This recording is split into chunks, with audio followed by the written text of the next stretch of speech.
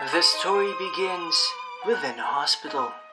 In one of the patient's rooms, there is a girl with an unknown condition.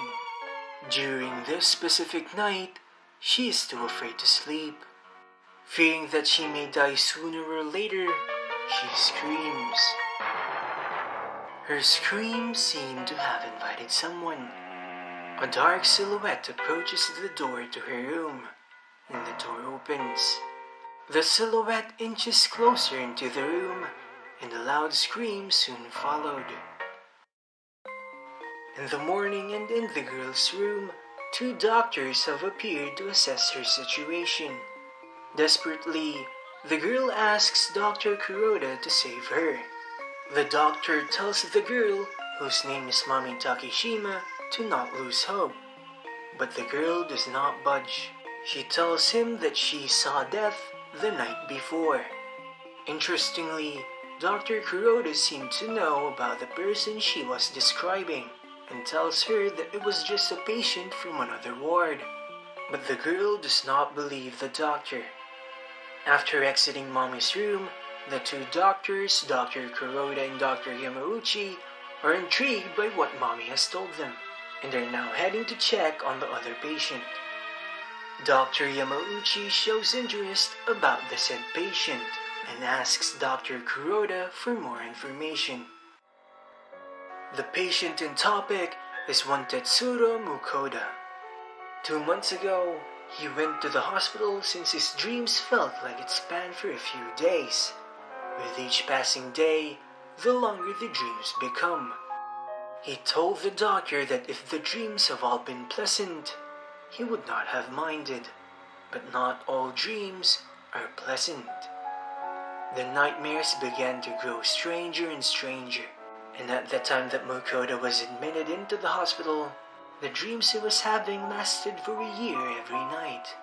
Being skeptical about Mukoda's situation, Dr. Kuroda decided to admit him into the hospital to monitor his situation. The doctor's hypothesis was that the man simply has a weird mental condition that led him to believe in long dreams. After all, a year passing by in an instant is absurd. However, at the night of Mukoda's admission, Dr. Kuroda monitored his sleeping situation.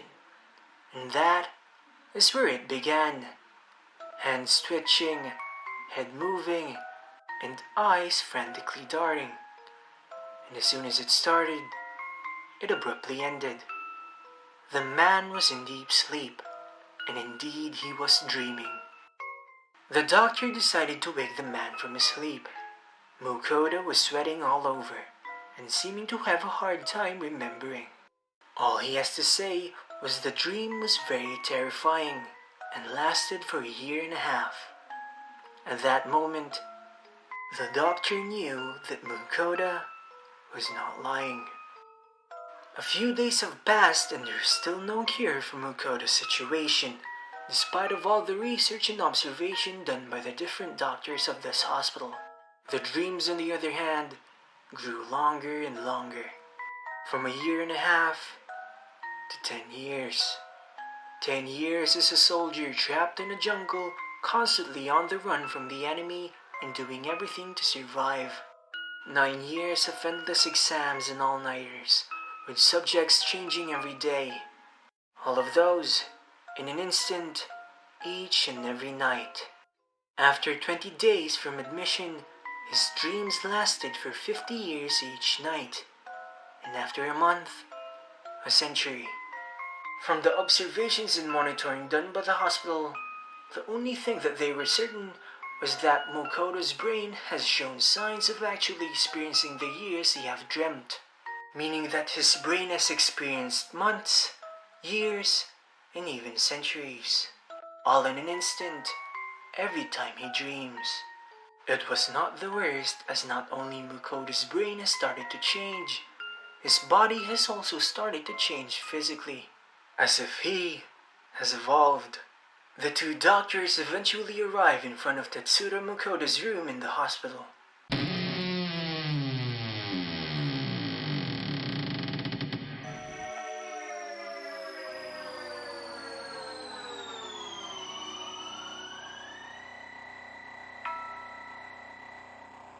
Mukoda has transformed into something grotesque and is now wide awake. In that moment, he began to speak about Mami Takeshima. In his dreams, they lived together for centuries, and now that he has awakened, it seems that he cannot tell dream from reality, and has started to go for Mommy's room. Inside Mommy's room, she was scheduled to have her medicines, but it seems that fate has something in mind.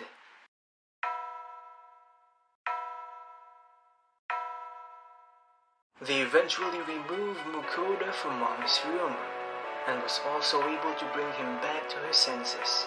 Mukoda has now started to ask questions to Dr. Kuroda. What will happen to the man who wakes from an endless dream? Later that evening, Mommy's situation seemed to worsen, and the doctors are worried about her. However, they were also worried about Mukoda because of his situation.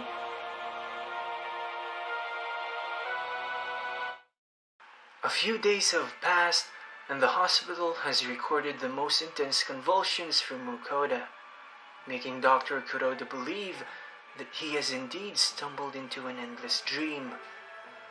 Questions began to fill Kuroda's mind. Was it even possible to wake from an endless dream? He decided it was best to observe Mukoda for that night.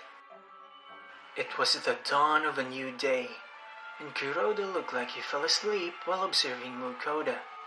He was awakened by sounds coming from Mukoda. In that instant, Mukoda's body crumbled into pieces. His spirit had long since departed for that endless dream, leaving behind only scraps of his lifeless husk.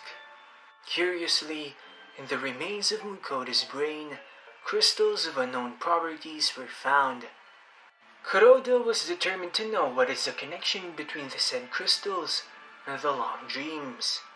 A few days later, we look into the room of Mami Takeshima, who seemed to be in a better condition. But she tells Dr. Kuroda one thing. She seems to be experiencing dreams like living out a whole month in one night. Dr. Yamauchi approaches Dr. Kuroda in a hallway. He asks about Mami's situation. Kuroda tells Yamauchi that Mami seems to experience long dreams, just like a certain patient before. Yamauchi is visibly worried about a contagion, but Kuroda confides with Yamauchi. Apparently, the crystals discovered from Mukoda's brain was administered into Mami Takeshima. The reason was clear in Kuroda's mind. The girl who is afraid of death will be given the chance to live forever in her dreams. Kuroda wants to help the poor girl, but is it really the right choice?